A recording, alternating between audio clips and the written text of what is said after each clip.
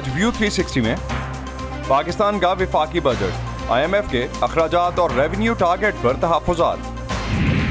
2020 کے امریکی صدارتی انتخابات میں صدر ٹرمپ نے قریبی مشیروں کے مشورے کے باوجود دھوکہ دہی کے غلط دعوے کیے۔ تحقیقاتی committee He betrayed the trust of the American people. He ignored the will of the voters. He lied to his supporters and the country. اور جانیں گے کہ کشمیر کی پہچان پشمینہ شال کو بچانے کے لیے کیا کوششیں ہو رہی ہیں۔ If I can empower women, I'm empowering a next generation.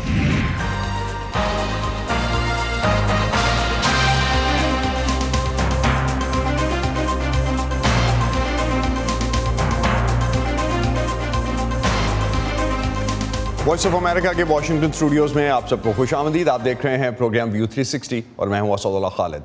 IMF نے پاکستان کے سال 2022-23 کے وفاقی بجٹ پر تحفظات کا اظہار کرتے ہوئے کہا ہے کہ پاکستان کو آئندہ مالی سال کے بجٹ اور IMF کی شرائط کے درمیان مطابقت لانے کے لیے ابھی مزید اقدامات کرنے ہوں گے۔ وائس آف امریکہ کے سوال کے جواب میں IMF کی طرف سے بتایا گیا کہ پاکستانی حکام کے ساتھ کچھ محصولات اور اخراجات کے بارے میں مزید وضاحت کے لیے بات چیت جاری ہے تاکہ ایک مکمل جائزہ لیا جا سکے۔ عالمی سطح پر اگر ہم منی لانڈرنگ اور دہشت گردوں کی مالی معاونت روکنے کے عمل کی نگرانی کرنے والے ادارے کی بات کریں جو کہ فائنینشل ایکشن ٹاسک فورس یا FATF کہلاتا ہے، اس کا 4 روزہ اجلاس منگل سے برلن میں شروع ہوا ہے جس میں پاکستان کو گرے لسٹ سے نکالنے یا رکھنے کا فیصلہ کیا جائے گا۔ اس بار اس اجلاس کی صدارت جرمنی کر رہا ہے۔ ہفتے کے آغاز میں اسلام آباد میں صحافیوں سے گفتگو کرتے ہوئے وائس آف امریکہ کے سوال پر جرمنی کے سفیر کا کہنا تھا کہ اس سال پاکستان کے FATF کی گرے لسٹ سے نکلنے کی توقع ہے۔ پاکستانی حکومت اور ماہرین بھی سمجھتے ہیں کہ اس اجلاس میں پاکستان کو نگرانی کی فہرست سے نکال دیا جائے گا یا پاکستان کی طرف سے کیے گئے اقدامات اور پیش رفت کے پیش نظر کوئی جائزہ وفد اسلام آباد بھجوانے کا فیصلہ کیا جائے گا۔ اس سال مارچ میں ہونے والے جائزہ اجلاس کے بعد کہا گیا تھا کہ پاکستان نے 27 نکاتی ایکشن پلان میں سے 26 نکات پر عمل درآمد کر لیا ہے، لیکن FATF نے اس بات پر زور بھی دیا تھا کہ دہشت گردوں کی مالی معاونت کی تحقیقات اور اقوام متحدہ کی طرف سے دہشت گرد قرار دی جانے والی تنظیموں کے رہنماؤں کے خلاف قانونی کارروائی مکمل کی جائے۔ پاکستان کو گرے لسٹ سے نکلنے کی توقعات کیوں ہیں، اس پر بات کرنے کے لیے ہمیں جرمنی سے جوائن کر رہے ہیں شامل شمس جو کہ ڈوئچے ویلے کے ایشیا ڈیسک کے سینئر ایڈیٹر ہیں، DW کے ساتھ منسلک ہیں۔ شامل، کس بنیاد پر پاکستان میں حکام اور ماہرین یہ سمجھ رہے ہیں کہ پاکستان کو گرے لسٹ سے نکال لیا جائے گا؟ اسد، جیسے کہ آپ نے خود ہی کہا کہ جو ہے وہ توقعات اس لیے بھی ہیں کہ کافی حد تک پاکستان جو ہے اس نے نکات پر عمل درآمد تو کر لیا ہے۔ اس وقت پاکستان میں جب عمران خان کی حکومت گئی اور نئی حکومت شہباز شریف صاحب کی آئی، اس وقت تھوڑی سی سفارتی سطح پر جو ہے وہ ایکٹیویٹی ہم نے زیادہ دیکھی اور اس کو دیکھا کہ پچھلی حکومت کے مقابلے میں زیادہ سنجیدگی کا مظاہرہ یہ حکومت کر رہی ہے، چونکہ ضرورت بہت ہے اس جو پاکستان کو معاشی مسائل کا سامنا ہے اس سے نکلنے کے لیے۔ اس وقت شہباز شریف صاحب کی حکومت جیسے IMF کی طرف بھی جا رہی ہے اور معاشی صورتحال بہت ہی پیچیدہ اور گھمبیر ہے، اس لیے یہ حکومت کی پوری کوشش ہے کہ وہ گرے لسٹ سے اس کو نکال پائے تو معاشی استحکام پاکستان میں شاید آ سکے، اور اس کے علاوہ وہ ایک اس کو جو ہے اپنی پولیٹیکل فتح، سیاسی فتح بھی جو ہے وہ کے طور پہ بھی پیش کریں گے ڈومیسٹکلی۔ تو ایک چیز اگر آپ اس میں ایڈ کرتے چلیں، ہم نے آج ہی جو خبریں آئیں صبح سے جو دیکھ رہے تھے ڈیفرنٹ سورسز سے ہیں اب تک کہ نیشنل بینک آف پاکستان کے خلاف جو نیو یارک میں کیس تھا، امریکہ میں جو کیس تھا، اس کو واپس لے لیا گیا ہے منی لانڈرنگ کے حوالے سے، اور خاص طور پہ افغانستان میں جو حملے ہوئے تھے اس میں نیشنل بینک آف پاکستان سے منی راؤٹ کرنے کے حوالے سے یہ ایلیگیشنز تھی، وہ بھی آج ہی واپس لیا گیا ہے۔ وہ آپ کو لگتا ہے اسی سلسلے کی ایک کڑی ہے، کوئی کنیکٹیوٹی بنتی ہے اس کی؟ صورتحال خاصی بہتر ہے اس لیے کہ جو ایکٹیویٹی سفارتی سطح پر دیکھی جا رہی ہے اس میں پازیٹیو سائنز ہمیں نظر آ رہے ہیں۔ وزیر تجارت نوید قمر صاحب جو ہے موجود تھے یورپ میں اور انہوں نے کافی اس کے اوپر کام کیا۔ وزیر خارجہ بلاول بھٹو اور ہنا ربانی کھر جو کہ موجود ہوں گی FATF کے اجلاس میں برلن میں، تو یہ ساری ایکٹیویٹی جو ہے وہ پہلے کے مقابلے میں زیادہ جو ہے ہمیں نظر آ رہی ہے۔ لیکن ہیونگ سیڈ دیٹ، اس وقت یہ بھی ہمیں اس کا بھی اعتراف کرنا پڑے گا کہ ایسا نہیں ہے کہ پچھلی حکومت نے، عمران خان صاحب کی حکومت نے کوئی اس پہ کام نہیں کیا۔ جو کہ 26 نکات میں سے 27 میں سے 26 پورے ہوئے، اس میں کافی حد تک پچھلی حکومت کی اس میں کارکردگی بھی شامل ہے. تو اس وقت جو ہمیں نظر آ رہا ہے سفارتی سطح پر، وہ ایک پازیٹیو ہے کہ گرے لسٹ سے پاکستان کو اس دفعہ نکال لیا جائے گا، یا پھر ایک وفد پاکستان بھیجا جائے گا جو کہ اکتوبر تک اس کو اینالائز کرے گا اور اس کے بعد یہ فیصلہ کرے گا کہ پاکستان کو جو ہے وہ گرے لسٹ سے نکال لیا جائے. تو امکان یہی ہے کہ پاکستان اس بار جو ہے وہ گرے لسٹ سے نکل آئے. شامل جرمنی کا کیا رول ہے اس پورے کیس میں؟ اگر ہم دیکھیں تو جرمنی سے کافی ایکٹیویٹی ہوئی سفارتی سطح پہ خاص طور پہ. دیکھیں جرمنی کا پاکستان کی طرف جو ہے وہ رجحان کافی بہتر ہے، چونکہ اس دفعہ پاکستان کی جو نئی حکومت ہے اس نے بھی جو ہے وہ اپنا رجحان جو ہے وہ FATF اور ڈپلومیٹک ایکٹیویٹی کی طرف دکھایا ہے. یہ بہت امپورٹنٹ کام ہے. یہاں پہ ایسا نہیں ہے کہ وزیر آ گئے اور انہوں نے جو ہے وہ اس طرح کی ڈپلومیٹک ایکٹیویٹی نہیں کی جیسا کہ پچھلی حکومت میں دیکھا گیا. تو جرمنی کا رول اس حد تک پاکستان کے بارے میں خاصا پازیٹیو ہے. فرانس کی جو تحفظات ہیں وہ شاید اپنی جگہ موجود ہیں. انڈیا جو ہے وہ پاکستان کو گرے لسٹ سے نکالے جانے کی مخالفت کرتا ہے، ابھی بھی کر رہا ہے. لیکن اس حکومت نے کوشش یہ کی ہے کہ یورپین یونین سے تعلقات کو ایک نئے سرے سے استوار کیا جائے، اور کافی ڈیمیج جو عمران خان صاحب کی حکومت کے دور میں یہ تعلقات ڈیمیج ہوئے EU سے اور ویسٹ سے، اس کو ریپیئر کرنے کی بہت سنجیدہ کوشش جو ہے وہ یہاں پہ دیکھی جا رہی ہے. اور جرمنی چونکہ یورپین یونین میں ایک سب سے زیادہ اہم ملک ہے، فرانس اور جرمنی دونوں بہت اہم ہیں، تو جرمنی کے ساتھ جتنی انگیجمنٹ پاکستان نے کی ہے اس دوران، اس کا جو پھل ہے، جو ثمر ہے، وہ نظر آنا جو ہے وہ شاید ہمیں آئے. اس کی بہت اہمیت ہے کہ جرمنی کا رول اس میں کیا ہو. رائٹ، بہت شکریہ. شامل شمس ہمیں جوائن کر رہے تھے ڈوچے ویلے سے، بون سے ہمارے ساتھ تھے. اوورال ابھی ہم نے جس طرح سے دیکھا کہ اس سے پہلے جو کہ آج ہی حماد اظہر صاحب کی طرف سے، سابق وزیر خزانہ ہیں، ان کی طرف سے جو پریس کانفرنس کی گئی، اس میں انہوں نے کہا کہ 26 جو نکات پاکستان نے اچیو کیے ہیں، اس میں 27 میں سے جو 26 اچیو کیے ہیں اس میں ان کی گورنمنٹ کا خاصا زیادہ رول ہے، اور انہی کی گورنمنٹ میں یہ اچیو کیے گئے ہیں. آگے بڑھتے ہیں اور بات کرتے ہیں پاکستان کے بعد اب امریکہ میں جس طرح کی اس وقت سچویشن ہے، اور خاص طور پہ 6 جنوری 2021 کو امریکی دارالحکومت کیپٹل ہل پر ہونے والے حملے کی تحقیقات کے حوالے سے کانگریس میں جو پبلک سماعتیں جاری ہیں، اس سلسلے کی تیسری سماعت آج ہو رہی ہے. کانگریس کے تفتیش کاروں نے الزام عائد کیا ہے کہ سابق صدر ڈونلڈ ٹرمپ نے اپنے قریبی مشیروں کے انتباہ کے باوجود سن 2020 کے صدارتی انتخابات میں فراڈ ہونے کے غلط دعوے کرنا جاری رکھا. امریکہ میں کیپٹل ہل پر حملہ اس ہفتے دوبارہ زیر تفتیش ہے، اور 7 میں سے دوسری سماعت میں سابق صدر ڈونلڈ ٹرمپ پر 2020 کے الیکشن کے نتائج کو الٹ دینے کی کوشش کرنے کا الزام عائد کیا جا رہا ہے. انہوں نے امریکی عوام کے اعتماد کو ٹھیس پہنچائی، ووٹروں کی رضا کو نظر انداز کیا. انہوں نے اپنے حامیوں اور ملک سے جھوٹ بولا. انہوں نے صدر کے عہدے پر برقرار رہنے کی کوشش کی، باوجود اس کے کہ لوگوں نے انہیں ووٹ کے ذریعے ہٹایا اور عدالتوں نے عوام کی رضا کو برقرار رکھا.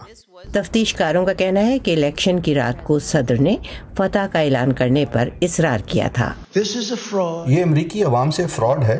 ہم یہ الیکشن جیتنے کے لیے تیار ہو رہے تھے. صاف بات یہ ہے کہ ہم نے یہ الیکشن جیتا تھا. انہوں نے ایسا اپنے اعلیٰ ترین صلاح کاروں کے مشوروں کے باوجود بھی کیا. یہ اس طرح کی اپیلوں کے لیے بہت زیادہ قبل از وقت تھا. ووٹ اس وقت تک گنے جا رہے تھے. ووٹوں کو اب بھی کئی دن تک گنا جانا تھا، اور یہ اس طرح کے اعلانات کے لیے بہت زیادہ قبل از وقت تھا. سوائے انتخابی مہم کے ایک وکیل، نیو یارک کے سابق میئر روڈی جولیانی کے، جن کے بارے میں شہادت دینے والوں کا کہنا ہے کہ وہ اس رات نشے میں تھے. میئر جولیانی کہہ رہے تھے ہم جیت گئے ہیں، وہ ہم سے یہ الیکشن چرا رہے ہیں، یہ تمام ووٹ کہاں سے آئے ہیں. ہمیں جا کر یہ کہنے کی ضرورت ہے کہ ہم جیت چکے ہیں، اور بنیادی طور پر یہ کہ جو بھی اس موقف سے اتفاق نہیں کرتا وہ کمزور ہے. امریکہ کے سابق اٹارنی جنرل بل بار 2020 کے الیکشن کے وقت قانون کا نفاذ کرنے والے اعلیٰ ترین عہدیدار تھے. انہوں نے شہادت دی کہ صدر نے الیکشن کی رات کے بعد ہفتوں تک فراڈ کے غلط دعوے جاری رکھے، حتیٰ کہ اس کے بعد بھی جب یہ واضح ہو گیا تھا کہ انہیں شکست ہو چکی ہے. یہ ایک طرح کی حوصلہ شکنی تھی، کیونکہ میں نے سوچا تھا کہ اگر وہ اس طرح کی باتوں پر یقین رکھتے ہیں تو وہ حقیقت سے رابطہ کھو چکے ہیں. جب میں اس کی تہہ میں گیا اور انہیں انہیں بتایا کہ ان میں سے بعض الزامات کس قدر کمزور ہیں تو کبھی بھی اصل حقائق جاننے میں ان کی دلچسپی مجھے نظر نہیں آئی۔ 3 کلیدی ریاستوں کے الیکشن عہدیداروں اور ریپبلکن پارٹی کے ایک وکیل کا بھی کہنا تھا کہ ٹرمپ انتخابی مہم کی جانب سے عدالتوں میں فراڈ ثابت کرنے کی کوششیں بے بنیاد تھیں۔ سیدھی سادی حقیقت یہ ہے کہ ٹرمپ کیمپین اپنا کیس بنا ہی نہیں سکی۔ کمیٹی کے قانون سازوں کا کہنا ہے کہ ٹرمپ کی انتخابی مہم کو جعل سازی کے ان الزامات کو طول دینے سے فائدہ حاصل ہوا اور انہوں نے ٹرمپ کی حامی تنظیموں کے لیے لاکھوں ڈالرز اکٹھے کیے۔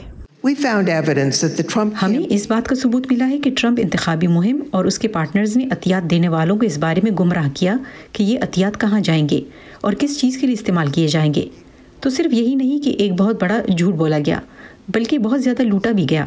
ڈونرز کو یہ جاننے کا حق حاصل ہے کہ ان کے عطیات کہاں جا رہے ہیں۔ کانگریس کے تقریباً تمام ریپبلکنز نے 6 جنوری کے واقعات کی کمیٹی کے کام کو غیر قانونی قرار دیا ہے اور سابق صدر کی حمایت جاری رکھی ہے۔ سماعتیں آج بدھ اور کل جمعرات کو بھی جاری رہیں گی، جن میں ٹرمپ کی ان کوششوں کا وسیع جائزہ لیا جائے گا جو انہوں نے الیکشن جیتنے کے جھوٹے دعوے کے لیے امریکہ کے محکمہ انصاف کو استعمال کرنے کے لیے کی تھیں۔ کیتھرین جپسن کی رپورٹ کے ساتھ شہناز عزیز، وائس آف امریکہ۔ اور اب کچھ بات یوکرین جنگ کی۔ یوکرین جنگ کے نتیجے میں یورپی ممالک کی طرف سے روسی تیل پر لگنے والی پابندیوں کے بعد روس کو بھارت اور چین سمیت دیگر ایشیائی ممالک میں اپنا تیل بیچنے کے لیے نئی منڈیاں ملنے لگی ہیں، لیکن اس جنگ کی قیمت باقی دنیا کو پیٹرول اور روزمرہ اشیاء کی قیمتوں میں اضافے کی شکل میں ادا کرنا پڑ رہی ہے۔ روس نے یوکرین پر حملہ کیا تو کئی ممالک نے روس پر مختلف پابندیاں عائد کر دیں۔ فائزہ بخاری ہمیں بتا رہی ہیں کہ کون کون سے ممالک روس سے تیل خرید رہے ہیں اور کون سے ممالک نے اس کا بائیکاٹ کیا ہے۔ پیٹرول کی قیمتوں میں ہوش ربا اضافہ، امریکہ میں پیٹرول کی قیمت آسمان سے جا ملی، روس یوکرین جنگ نے مہنگائی کو بے قابو کر دیا۔ ایسی ہیڈ لائنز تو آپ آئے دن دیکھتے ہوں گے، اس لیے آج اس پر بات نہیں ہوگی، بلکہ ہم یہ جانیں گے کہ آخر روس سے تیل کون خرید رہا ہے اور کون نہیں۔ فروری میں جب روس نے یوکرین پر حملہ کیا تو امریکہ، کینیڈا، برطانیہ اور آسٹریلیا نے روس سے تیل خریدنا بند کر دیا، جس کی وجہ سے ان ملکوں میں پیٹرول کی قیمت اور مہنگائی دونوں میں اچانک بہت اضافہ ہو گیا۔ 8 مئی کو جاپان سمیت G7 ملکوں نے بھی روسی تیل کی درآمد کم کرنے یا مرحلہ وار ختم کرنے کی بات کی، لیکن یورپی یونین کے 27 ملک روسی تیل خریدتے رہے۔ عالمی دباؤ اور یوکرینی صدر زیلنسکی کے شدید تنقید کے بعد 30 مئی کو انہوں نے بھی روسی تیل کی درآمد پر پابندی کا اعلان کیا، لیکن فوری نہیں۔ پاکستان اور بھارت اس معاملے میں کہاں کھڑے ہیں؟ پاکستان روس سے تیل نہیں خریدتا، لیکن پاکستانی وزیر خزانہ مفتاح اسماعیل نے CNN کو ایک حالیہ انٹرویو میں یہ اشارہ ضرور دیا ہے کہ اگر روس انہیں بھی تیل کی رعایتی قیمت آفر کرے تو وہ اس پر غور کر سکتا ہے۔ بھارت اور چین نے اس صورتحال سے فائدہ اٹھایا، دنیا نے روس سے منہ موڑا تو بھارت نے روس سے رعایتی قیمت پر تیل حاصل کرنا شروع کر دیا۔ ایک اندازے کے مطابق یہ جنگ شروع ہونے سے 30 مئی تک بھارت روس سے رعایتی قیمت پر 3 کروڑ 40 لاکھ بیرل تیل خرید چکا ہے اور جون میں مزید 2 کروڑ 80 لاکھ بیرل خریدے گا۔ چلیے یہ فیصلہ ہم آپ پر چھوڑتے ہیں، کیا روس کی مذمت نہ کر کے رعایتی تیل خریدنے کی بھارتی اسٹریٹجی زیادہ بہتر ہے یا باقی دنیا کی، جنہوں نے روسی تیل پر پابندی لگائی لیکن وہاں مہنگائی میں اضافہ جاری ہے؟ پشمینہ کی شال کشمیر کی خاص پہچان ہے۔ بھارت کے زیر انتظام کشمیر میں ہاتھ سے پشمینہ دھاگے اور شالیں تیار کرنے کا کام خاصا قدیم ہے، مگر وقت گزرنے کے ساتھ ساتھ بہت سے خاندان یہ کام ترک کر چکے ہیں۔ سری نگر کے ایک تاجر پشمینہ کے کاروبار کے ذریعے خواتین کو روزگار مہیا کرنے کے علاوہ ان کے کام میں آسانیاں پیدا کرنے کی کوشش بھی کر رہے ہیں۔ زبیر ڈار سے ان کے بارے میں جانتے ہیں۔ میری جو بہنیں ہیں، میری ماما ہے، وہ یہ کرتی تھی۔ جب میں بھی بڑی ہو گئی تو میں نے بھی اسٹارٹ کیا، گھر میں اپنے مائکے میں کیا۔ پھر جب میری شادی ہوئی تو سسرال میرا ایسا ہوا کہ وہاں بھی یہی کام کرتے تھے ساری۔ ہاتھ سے چلنے والے چرخے پر پشمینہ دھاگے تیار کرتی خواتین، یہ مناظر بھارت کے زیر انتظام کشمیر میں ہر دوسرے گھر میں نظر آتے تھے۔ 30 سال قبل 50 سے 60 ہزار خواتین دستکار اس کام سے وابستہ تھیں۔ آج مجھے چند ہزار سے زیادہ خواتین نظر نہیں آتی جو چرخہ چلا کر پشمینہ دھاگا بنا رہی ہوں۔ تو میں یہ دوبارہ دیکھنا چاہتا ہوں، یعنی ہر گھر میں بچوں کو سکھایا جائے کہ چرخے پر دھاگا کیسے بنایا جاتا ہے، خاص طور پر لڑکیوں کو، کیونکہ اس سے انہیں کسی حد تک معاشی خود مختاری حاصل ہوگی۔ مجتبیٰ قادری اس صنعت اور اس سے وابستہ خواتین کے لیے आसानियां पैदा करने की कोशिश कर रहे हैं। इस कोशिश में उन्होंने हाथ से चलने वाले चरखों में जिद्दत लाकर इन्हें खवातीन के लिए आसान बनाने की कोशिश की है। जैसे कि उस पे हम बैठते थे वो उंगली से चलाना पड़ता था जी, उंगली से चला। यहाँ पे हमारी ये जो हड्डी टेढ़ी हो गई है वो चलाते चलाते अभी जो है इसमें भी मेहनत है, पैरों की एक्सरसाइज होती है इस पे, मगर आराम बहुत हुआ है, बहुत आराम हुआ है इस पे। 30 years ago, you would have मुझे ये एहसास हुआ कि गुज़िश्ता 30 सालों में शालें बुनने के काम में मशीनरी का इस्तेमाल आ जाने से बहुत सी ख़वातीन इस काम से बाहर हो गईं और कोई और रोज़गार भी नहीं ढूंढ सकीं। कुछ अरसे पहले जब हमने ये प्रोजेक्ट शुरू किया तो एक नया चरखा मुतारिफ करवाया। हर कोई हिचकिचा रहा था, इनको भरोसा नहीं था क्योंकि गुज़िश्ता 1 दिहाई से इन लोगों को अच्छे हालात मैसर नहीं थे। उजरत नहीं बढ़ रही थी, महंगाई बढ़ती जा रही थी, लेकिन नए चरखे से इनकी आमदनी दुगनी हो गई है। मशीनों के दौर में चरखे पर धागा बनाने की वजह इसका मयार बरकरार रखना है। The best quality cashmere shawl is still the one. अगर मयार की बात करें तो बेहतरीन कश्मीरी शाल वो है जिसका धागा हाथ से बनाया गया हो।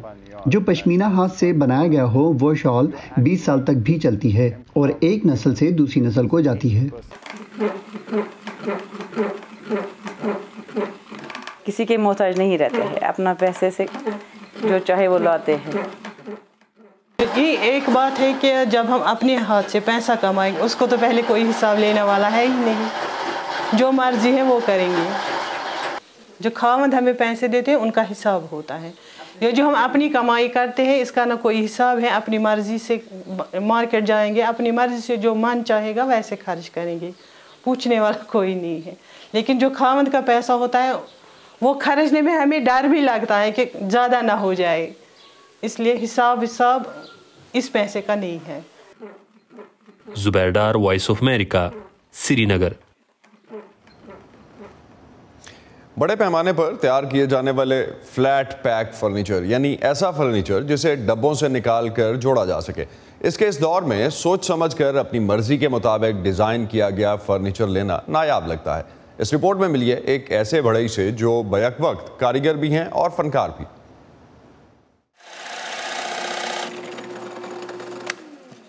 I first became interested in furniture when I was pretty young. मुझे फर्नीचर में पहली बार दिलचस्पी तब हुई जब मैं बहुत छोटा था। मेरा इश्तहारात और ग्राफिक डिज़ाइन में तकरीबन 15 साल का करियर था। मैं बार बार एक ही काम करते हुए यकसानियत का शिकार होने लगा। मैं जानता था कि अगर मैं वाकई खुश रहना चाहता हूँ और अगर अपनी ज़िंदगी में कम तनाव और अपने काम में ज़्यादा खुशी हासिल करना चाहता हूँ तो मुझे कुछ मुख्तलिफ करना पड़ेगा। मुझे चैलेंज पसंद है और फर्नीचर बनाना बहुत सारे चैलेंजेस पेश करता है। मेरा रुझान वस्त सदी के स्कैंडिनेवियन स्टाइल की तरफ है। वस्त सदी ने जो बहुत अच्छा किया वो ऐसा खूबसूरत फर्नीचर बनाना था जो पायदार हो और फाल भी, लेकिन चोटी की सतह का भी ना हो। मैं जब क्लाइंट्स से पहली बार मिलता हूं तो सबसे पहली चीज़ जो मैं उनसे पूछता हूं वो ये है कि आप अपनी मर्ज़ी का फर्नीचर क्यों बनवाना चाहते हैं। लोग मेरे पास कोई मसला लेकर आते हैं और उन्हें मार्केट में वो चीज़ नहीं मिलती जो वो ढूंढ रहे हैं, ऐसी चीज़ जो उनके टेस्ट के मुताबिक हो। अपने ग्राहकों को खुश करने से, उनके मसले को हल करके, एक बेहतरीन चीज़ बनाकर, कुछ ऐसा करके जो मैंने पहले नहीं किया था, मुझे हकीकी इत्मीनान हासिल होता है।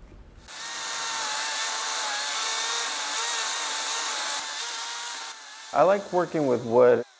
So much history. मुझे लकड़ी पर काम करना पसंद है। हर दरख्त के अंदर एक तारीख दफन है।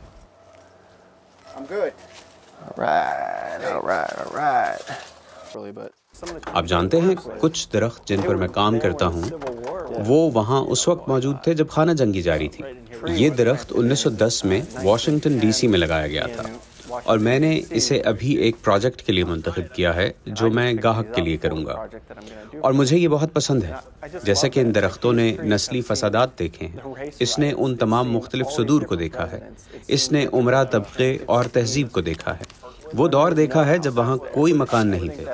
मेरे ख्याल में कहानी का ये वो हिस्सा है जो आपको किसी बड़े फर्नीचर स्टोर से ख़रीदते वक्त हासिल नहीं होगा।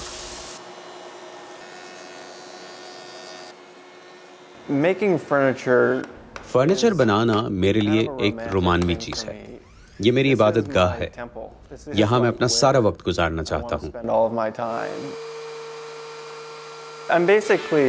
میں ہر چیز ابتدا سے شروع کرتا ہوں. مجھے فرنیچر پسند ہے, مجھے ڈیزائن پسند ہے. سچ پوچھیں تو شروع میں نے نہیں سوچا تھا کہ مجھے زیادہ کامیابی ملے گی, لیکن میں آپ کو بتاؤں کہ اب میں اپنی سوچ سے بھی زیادہ مصروف ہوں. جنوبی کوریا کے مشہور music band B T S نے گزشتہ ہفتے اپنا نیا البم پروف ریلیز کیا. دنیا بھر کی طرح اس بینڈ کے چاہنے والے پاکستان میں بھی ہیں اور کے پاپ کو پسند کرنے والوں کے باقاعدہ فین کلبز بنے ہوئے ہیں, وہ بھی ایک مثبت مقصد کے ساتھ. وی او اے کے نوید نسیم نے ایسے ہی ایک کلب کے نوجوان ممبرز سے بات کی. Be T S Pakistani army جو ہے وہ بی ٹی ایس کے فینڈم کو جو پاکستان کے اندر موجود ہے اس کو ریپرزینٹ کرتی ہے. Army stands for Adorable Representative MC for Youth, and basically BTS is working for youth. Like وہ اپنے میننگ فل لیرکس سے یوتھ کو ایک میسیج کنوے کرے ہیں to bring betterment in society.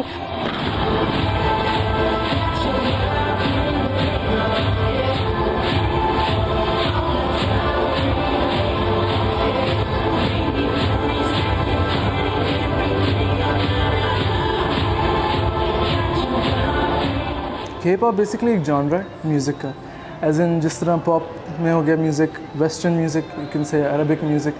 کے pop is like the same and it's like pop in Korean language.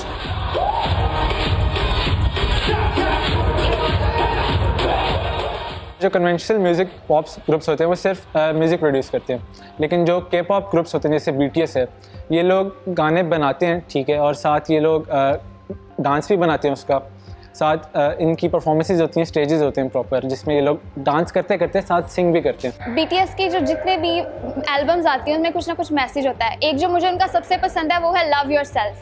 انہوں نے سیلف لو کے اوپر اپنا کانسیپٹ دیا تھا کہ ہمیں دوسروں کو خوش نہیں کرنا چاہیے بلکہ پہلے اپنی خوشی کو پرائیورٹی بنانا چاہیے.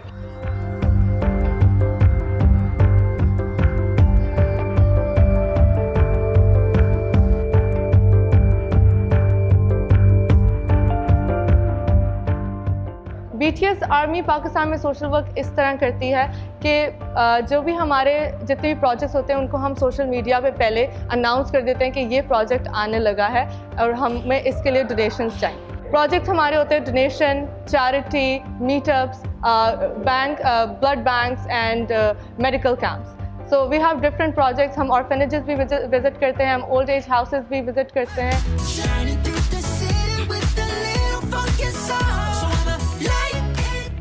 ہمارے گروپ کا پرپس یہ ہے کہ ہم اتنا اپنے گروپ کو لائم لائٹ میں لے کر آئیں کہ جو کے پاپ گروپس ہیں وہ پاکستان میں وزٹ کریں, پاکستان میں ٹور کریں, کیونکہ یہاں پہ کافی آرمیز ہیں بی ٹی ایس کے فین بیس یا اور بھی کے پاپ کے فین بیسز ہیں جو کہ اپنے کے پاپ آئیڈل سے ملنا چاہتے ہیں پر وہ مل نہیں پاتے.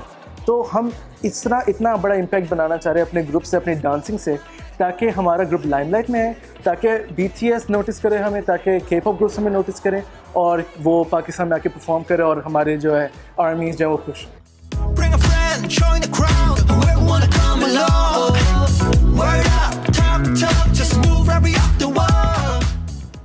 آپ بھی ہمیں نوٹس کریں اور اپنا فیڈ بیک دیں ہماری ویب سائٹ پہ آ کے. اس پہ ختم کرتے ہیں آج کا ویو 360. اسٹے سیف اور پاکستان اور خطے سمیت دنیا بھر کی اہم خبروں اور دلچسپ معلومات کے لیے آپ آ سکتے ہیں ہماری ویب سائٹ urduvoa.com پر. یہ سارا کانٹینٹ آپ کو ملے گا ہمارے سوشل میڈیا پلیٹ فارمز پر بھی. facebook.com/VOA Urdu, یوٹیوب پر ہمارا چینل ہے VOA اردو کے نام سے, اور ٹویٹر انسٹاگرام پر ہمارا ہینڈل ہے @urdu VOA Urdu. اب تک کے لیے اتنا ہی. اسد اللہ خالد کو اجازت دیجیے. خدا حافظ.